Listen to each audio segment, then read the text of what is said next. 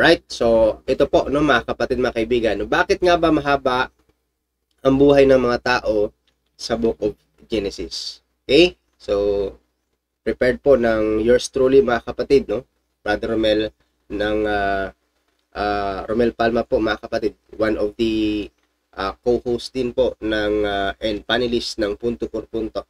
Okay, so para po sa ating panimula, mga kapatid, ang tinatawag po natin na Book of Genesis ay naglalaman po ito ng mga kwento ng mga unang tao tulad ni Adan, ni Eva, ni Seth, ni Noe na nabuhay ng daang-daang taon. At saka bakit nga ba ganito, mga kapatid, kahaba ang kanilang buhay?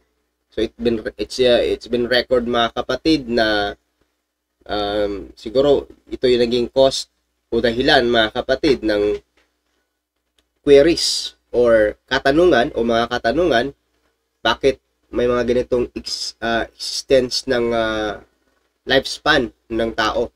Okay? Ang atin pong layunin para sa pagtatalakay sa topic na ito, una po, maunawaan po natin ang dahilan kung bakit mahaba ang buhay ng mga tao sa Genesis. Yan po yung mga reasons natin, yung mga dahilan. And then matuklasan po natin ang theological na kahulugan ng kanilang mahabang buhay. Then number 3, makita po ang ugnayan nito sa ating pananampalataya. Ayan. Yan po yung magiging basis po natin, mga kapatid at mga kaibigan, sa pagkakataong ito para po sa pagtatalakay po natin, no, dito po sa atin pong topic, no, sa pagkakataong ito regarding sa lifespan. No? Kung kayo po ay merong mga same questions or same na pananaw po, mga kapatid, same na kalituhan o confusion, curiosity, pwede po kayo mag-comment, mga kapatid. If you have also some ideas why is it na ganyan po ang lifespan ng mga tao noong unang panahon, during the time na mababasa po natin sa Book of Genesis, mga kapatid, pwede nyo pong ma-comment dyan sa baba, para po malaman po natin kung ano ba talaga ang rason o ano nga ba yung dahilan. We will also discuss here, no, ano nga ba yung pananaw mismo sa simbahan, no, atin pong i-analyze ito with the context also of the scholars, kasi hindi naman po natin kayang i-interpret lang ito sa ating sarili, kasi kinakailangan po natin talaga na meron tama tayong exegesis. Kasi kapag eisegesis po yung ating magiging basis, mga kapatid, problematic po tayo dyan. Kasi yung tinatawag nating eisegesis, ito po ang pagbabasa ng Biblia at bibigyan ng sariling pangkahulugan, no, ang nababasa sa Biblia. And many of our friends in other religious sect that keep doing that, mga kapatid, they read the Bible and interpret in their own, and passing by to their constituents na para bang they are the authority and they claim to be the right interpretation, which is, mga kapatid, ito po ay tinatawag nating eisegesis, kasi it is not based on the real interpretation of the Bible, because Bible has its own context, meaning kailangan po yung exegesis. Kaya napaka-delikado po na magamit po tayo ng Bible in our own interpretation. Kaya ang gagawin po natin, mga kapatid, magsasaliksik po tayo, ang atin pong aaraling mabuti, ano nga ba yung mga dahilan. And then later, we will see, mga kapatid, kung tumutugma nga ba, no, ang mga rasones o mga dahilan ng atin pong pinaniniwalaan o yung atin pong pinananampalatayanan. Okay? So, patuloy po tayo mga kapatid. Ayan. So, ang kalagayan po bago ang kasalanan, bakit po napunta tayo dito sa pagtatanong na ang kalagayan bago sa kasalanan?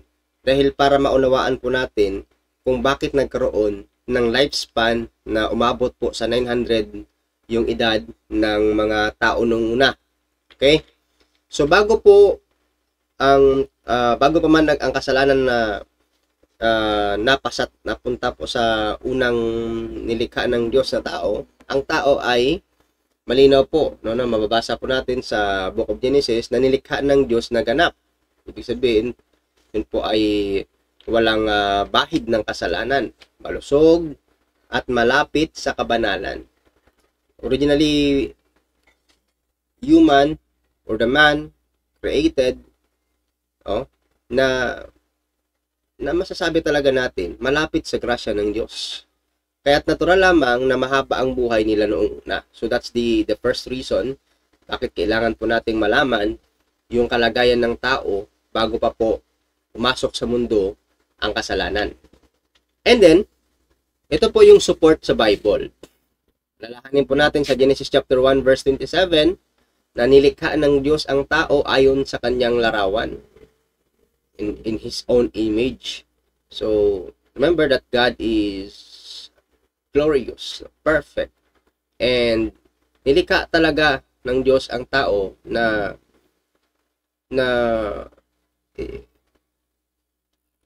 ang kanya pong buhay ay talagang magiging mahaba, no? At first, kasi kung babasahin po natin yung Book of Genesis, mga kapatid, kumakain po sila ng bunga ng kahoy na nagbibigay ng buhay. Okay? Ayan. Ipinapakita nito na ang tao ay orihinal na malapit sa Diyos at bahagi ng kanyang kabanalan. So therefore, noon mga kapatid, napakalapit po sa holiness o sa kabanalan ang mga tao. Specifically si Adam and Eve, which is the first man that God created po, mga kapatid at mga kaibigan. So, dito po, nililinaw po sa atin, sa pagkakataong ito, na pinagtitibay talaga, o ipinapahiwatig talaga sa atin, mga kapatid, mga kaibigan, ang tamang katuruan, no? O tamang pagkakaunawa man, kung bakit po nagkaroon ng mga tao na mayroon pong mahaba yung kanila pong mga lifespan. Okay? So, ito naman, alamin po natin yung naging epekto ng kasalanan. Nang pumasok po ang kasalanan sa mundo, unti-unting bumaba ang kalidad ng buhay ng tao. Kasama na rito ang habang buhay.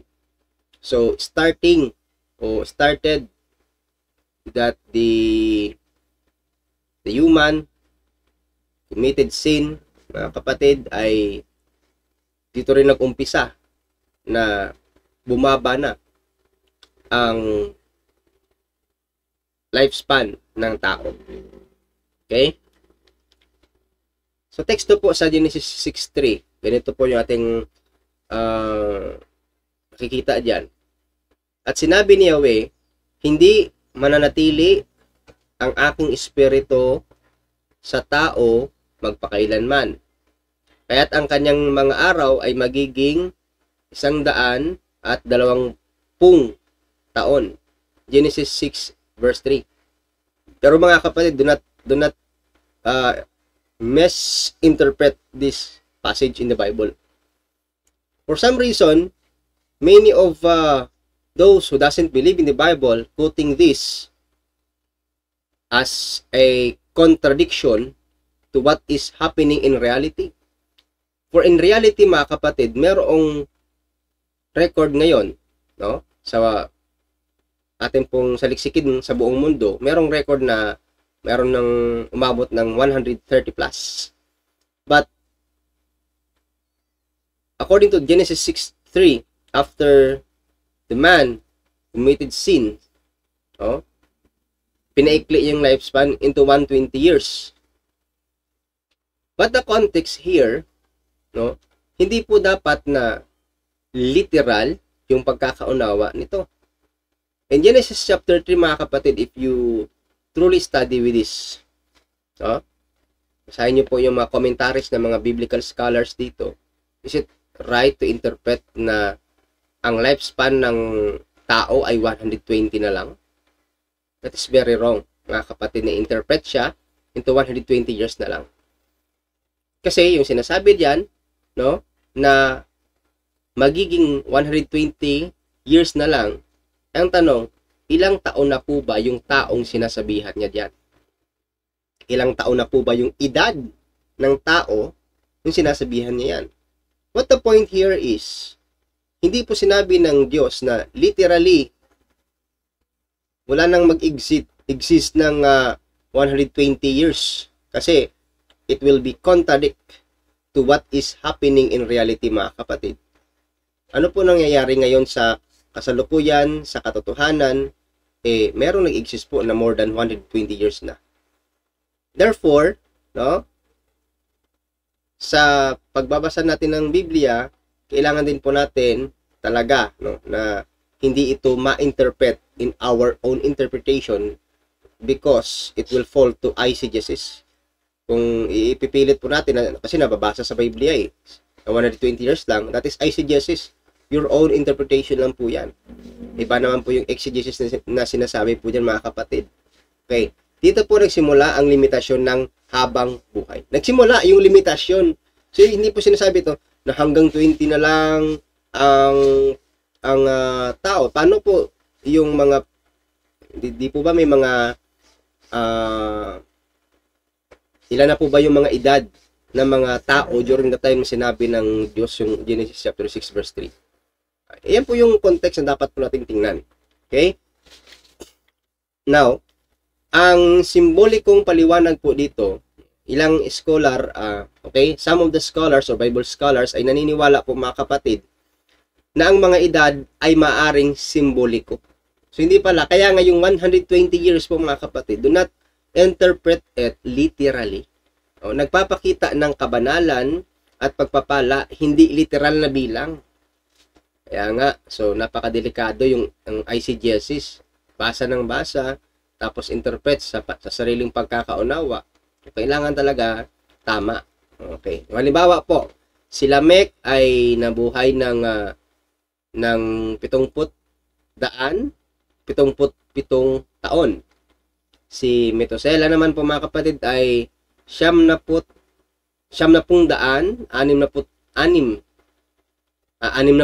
na taon. At ang mga kabilang na ito, or ay mga bilang na ito, mga kapatid, ay maaring nagpapakita ng kabuuan at kasakdalan. Okay?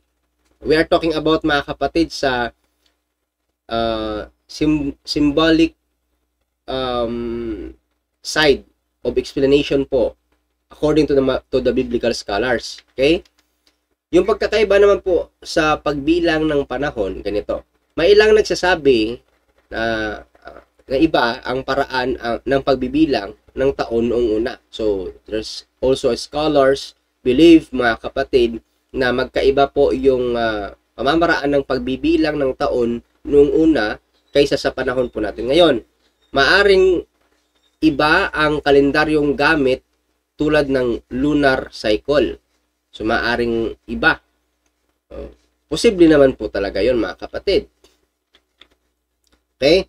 Bagamat theory lamang, even though this is just a theory, walang matibay na ebidensya sa ganitong paliwanag, ngunit ito ay nakakatulong para maunawaan ang pagkakaiba ng panahon noon at ngayon. So kahit na merong theory na lumalabas sa pag-aaral ng mga dalubhasa pagdating po sa Biblia, even though just a theory, pero ito po ay makakatulong para maunawaan po natin yung pagkakaiba noong una at saka ngayon, sa panahon natin ngayon, no? In accountings po, mga kapatid, malaki yung pagkakaiba, no, di ba? Like pasukin po natin yung upcoming event po natin, which is the December 25. At in the same manner po mga kapatid, many of our friends in other religious sect that opposing that the birth of our Lord Jesus Christ is on December 25, because they are looking to the Bible as like they are looking in a calendar. Napakalinaw naman po yan mga kapatid. Naghahanap po sila ng December 25 sa Biblia, na ang December 25 po mga kapatid is not the calendar that being used in the Bible. So para magkaunawaan at magkatugmaan, may mga basis po yan. Kaya nga, kailangan mapag-aralan din po paano nga ba, no, binibilang yung mga araw at mga panahon noon, and paano naman ito ginagawa sa kasalukuyan. Kasi hindi po parehas yan eh. Kaya napaka-importante o napakalinaw na maunawaan po natin mga kapatid yung mga nakaraang pangyayari. So very important din po na pag-aralan talaga yung history. Tama po yung sinasabi po sa 8:8, read the history book and see. Okay? Ayan, so ang layunin po ng Diyos is not just mine, okay mga kapatid, is according to the scholars po. Maaring pinahaba ng Diyos ang buhay ng mga tao upang palaguin ang lahi at maipasa ang pananampalataya sa maraming salinlahi. Remember po mga kapatid, in Genesis chapter 1, no? Bago po mag-end ang chapter 1, sinabi ng Diyos na pagkalikha niya sa tao, no, humayo kayo at magpakarami. So this also the reason, no, na possible reason bakit pinahaba ng Diyos ang buhay ng tao, because of the mission that been given to them. Okay? So halimbawa po, si Noe. Si Noe po ay nabuhay ng 900 at 900 at 950 taon o 950 years sa Genesis chapter 9 verse 29. Sa panahon niya mga kapatid, nagsimula ang bagong yugto ng kasaysayan ng tao. Ayan, no? Remember, yung Genesis chapter 6, mga kapatid, di po ba doon nag-umpisa na sinabi ng Diyos na hanggang 120 years na lang ang buhay ng tao? Pero hindi ba kayo nagtataka? Kapag literal po na pagkakaunawa yun, bakit umabot pa po ng 950 years ang edad ni Noe? Yan po yung sinasabi natin mga kapatid, that the Bible doesn't mean na nagsabi siya ng 120 years ay ang ibig sabihin literally 120 years. Kaya nga po sinasabi natin kanina, ilang taon na ba yung mga tao na noon nung sinabi ng Diyos yan? E bakit umabot pa ng 950 years si Noe kung 120 years na lang? Ito ay magiging parang contradiction sa pagkakaunawa sa Biblia kung ang pagkakaunawa po nito ay literal at wala pong guidance kapag eisegesis po yung pagkakaunawa. Therefore, we need to understand it very well, not in our own interpretation, para hindi po tayo, kahit tayo yung ating sarili po ay hindi po mawala po sa realidad at sa katotohanan, no? And theological aspect po or meaning of this, mga kapatid, ang mahabang buhay ay tanda ng biyaya at ugnayan ng tao sa Diyos bago pa man lumaganap ang kasalanan. So in a theological aspects po mga kapatid, pag mahaba ang buhay, no, ay tanda ito ng biyaya at ugnayan ng tao sa Diyos bago pa man lumaganap ang kasalanan. But sad to say mga kapatid, there is also a study, scientific study po ito, na in our generation or sa mga kaidaran ko po mga kapatid, sa yung mga napanganak po 90s, 1990s, ay based on the study ito ang lifespan, kapag umabot ka ng 50, be thankful. Kasi, ito naman ay sa kadahilanan na ang kinakain ng tao ngayon ay karamihan puno na po ng mga chemicals. The reason why, mga kapatid, na hindi na po mahaba yung lifespan ng tao o nagiging maiksi na po talaga yung lifespan ng tao. But it doesn't follow, mga kapatid, na we are not being blessed because of the short age we have. Okay? Kasi Bible and science doesn't contradict to each other. So the science study, mga kapatid, why is it the lifespan become like that? Because of the chemicals na include po, mga kapatid, sa ating mga kinakain. Kaya it's better for us to have our food, no, na sariling tinanim, no, katulad po ng pagtatanim ng gulay, ng prutas na sarili pong atin. Okay?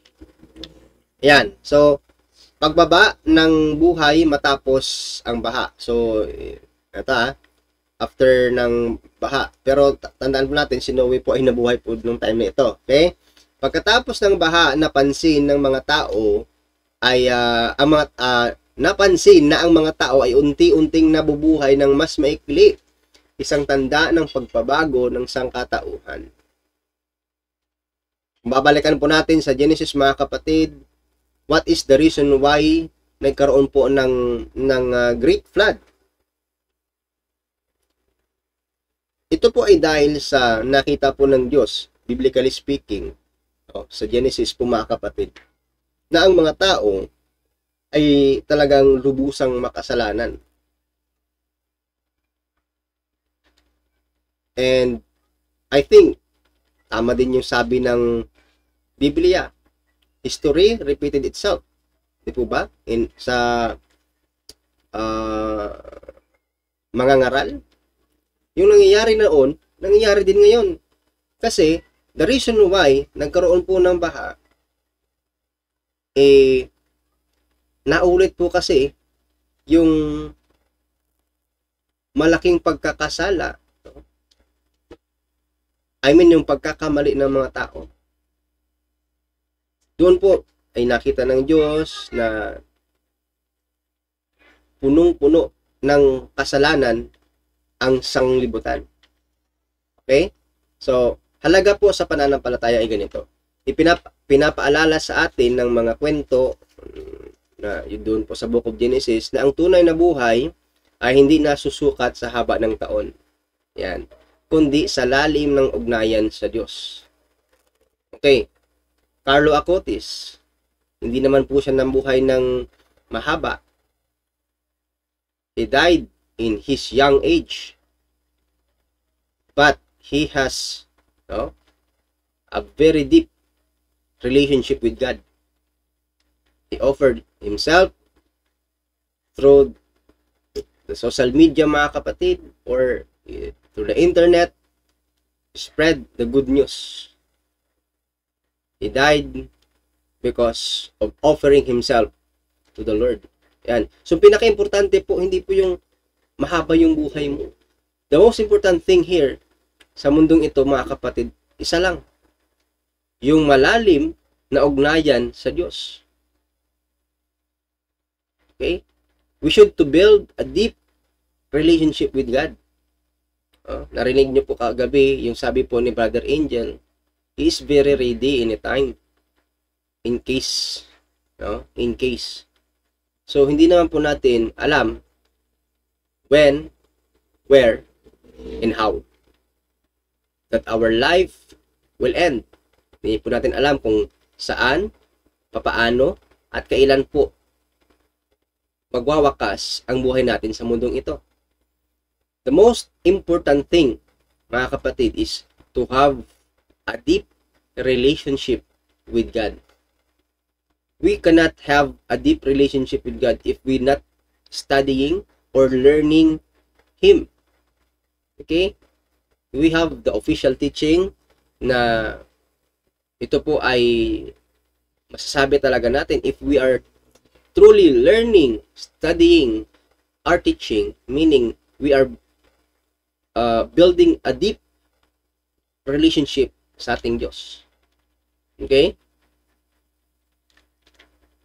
At saka yung aral po para sa ating panahon ngayon, o bagamat maikli ang buhay ng tao, maaari pa rin tayong magkaroon ng mahaba at makabuluhang buhay sa pamamagitan ng kabanalan. In reality, this is very true mga kapatid. Life is too short. And I keep remind of this mga kapatid.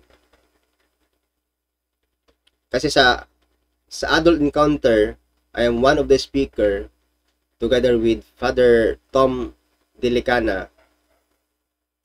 Meron po kasing particular na pag-discuss doon regarding sa tao. Sabi ng tao, life is too short. Yes, life is too short. Pero paano pa nating magagawang mahaba at makabuluhan ang buhay para mamuhay tayo with a deep relationship with God? Serve. Okay? Serve. I-serve po natin yung ating natitirang buhay dito kasi tama po yung sabi din ng ating Panginoong Jesucristo, Matthew 10:28. Do not be afraid to those who can kill your human flesh, but not your soul. Huwag po tayong matatakot, mga kapatid, sa makakapatay ng ating katawan. Pero, hindi naman sa ating kaluluwa. Ang katakutan po natin ay ang Diyos na pwede pong dalhin, pwede pong itapon katawan at kaluluwa sa impyerno. The point here mga kapatid is, hindi naman po kasi madali ang pag-serve. Hindi madali. In our daily lives, hindi po madali yan. Okay? Kasi, sinasabi din ng ating Panginoon, Matthew 7:13-14, pumasok po tayo sa makitid na daan dahil, yun nga, maluwang ang daan papunta sa impyerno. So, maraming nakakaalam kung paano gumawa ng kamalian, kukunti lang po ang gumagawa ng kabutihan. And remember, there's only two kingdom here existing sa mundong ito. One is the kingdom of God, and the other one is the kingdom of the devil. And we are about to choose where we'll be. Doon po ba tayo sa kaharian ng Diyos o sa kaharian ng Diablo?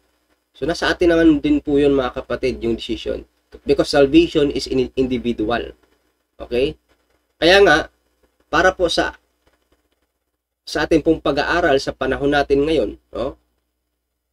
It is not because nung una, mahaba yung buhay ng mga tao, and they are being count as they have a deep relationship with God, hindi na po magagawa natin yan ngayon. Kaya nga, even though, sabihin nga natin, sa panahon natin ngayon, maikli na lang ang buhay ng tao, but then, pwede pa rin natin gawin itong mahaba at makabuluhan sa pamamagitan po ng kabanalan. Okay? Kahulugan po ng buhay na walang hanggan ay ganito. Ang tunay na mahabang buhay ay hindi sa lupa. Okay?